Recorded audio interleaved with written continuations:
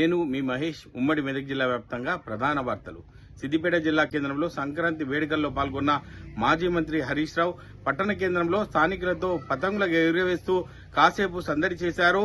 ప్రతి పండుగ వెనుక సైన్స్ తో పాటు నమ్మకము, విశ్వాసము ఉంటుందని, గాలిపటాలను ఎగురవేసే సమయంలో పిల్లలు జాగ్రత్తగా ఉండాలని, సంగారెడ్డిలో చైనా మాంజా వల్ల ఒక వ్యక్తి చనిపోవడం బాధాకరమని, చైనా మాంజా అమ్ముతున్న వ్యాపారస్తులపై రాష్ట్ర ప్రభుత్వం కఠిన చర్యలు తీసుకోవాలని విజ్ఞప్తి చేశారు.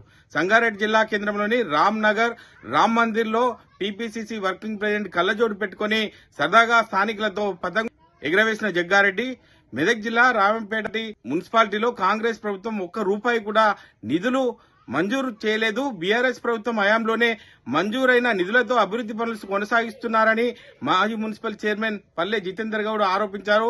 కాంగ్రెస్ పార్టీ నాయకులు నిధులు తెచ్చినట్లు రుజువు చేస్తే తాము రాజకీయ సన్యాసం తీసుకుంటామని హెచ్చరించారు.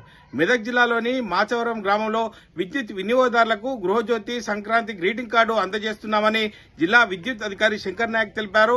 రాష్ట్ర ప్రభుత్వం విద్యుత్ వినియోగదారుల కోసం గృహజ్యోతిని రైతులు, ప్రజలు సద్వినియోగం చేసుకోవాలని చెప్పి వారు తెలిపారు. ఇది తాజా పరిస్థితి.